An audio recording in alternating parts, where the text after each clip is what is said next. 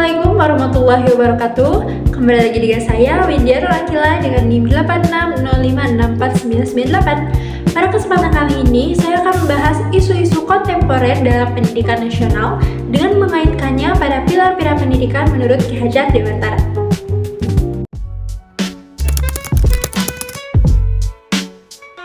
Teman-teman, bayangkan sebuah gedung megah tanpa penopang, indah dari luar, namun rapuh dari dalam. Itulah gambaran dari sistem pendidikan yang kehilangan pilar-pilarnya. Dalam konteks pendidikan, pilar bukan sekedar metafora arsitektur. Pilar adalah nilai-nilai dasar, prinsip-prinsip fundamental, dan landasan filosofis yang menopang seluruh bangunan praktik pendidikan, mulai dari kebijakan nasional hingga interaksi antara guru dan siswa di dalam kelas. Tanpa pilar yang kokoh, pendidikan hanya akan menjadi rutinitas administratif tanpa jiwa. Namun dengan pilar yang kokoh, pendidikan akan menjadi kekuatan transformatif yang membentuk peradaban.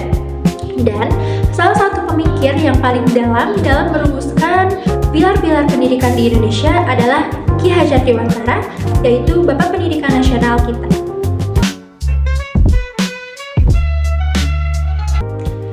Ki Hajar Dewantara mewariskan 3 prinsip pendidikan yang sangat kita kenali, namun sering kita lupakan makna yang sesungguhnya.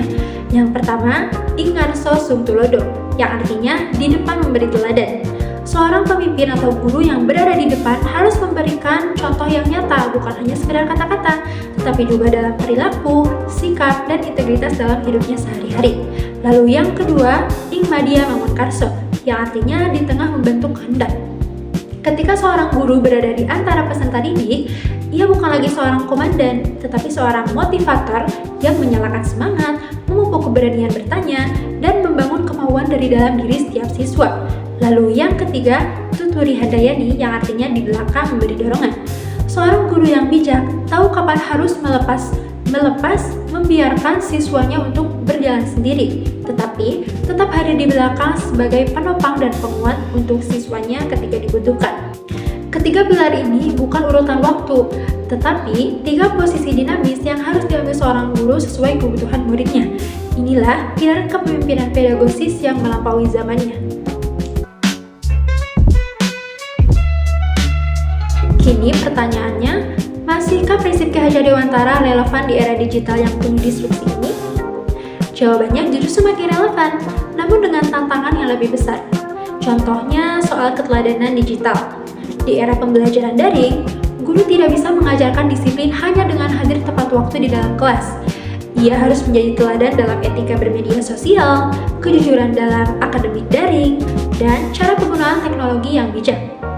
Ing ngarso sung tulodo kini berarti guru harus menjadi model literasi digital yang baik sebelum meminta siswanya melakukannya.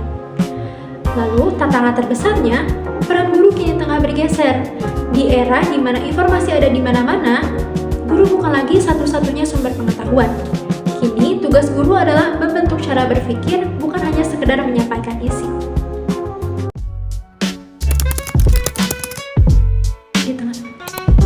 Teman-teman, di tengah semua kompleksitas isu pendidikan nasional seperti kesenjangan akses teknologi, rendahnya kualitas guru di daerah terpencil, dan krisis karakter generasi muda, saya percaya bahwa jawaban terdalam justru ada pada warisan pemikiran Ki Hajar Dewantara yang berusia lebih dari 1 abad.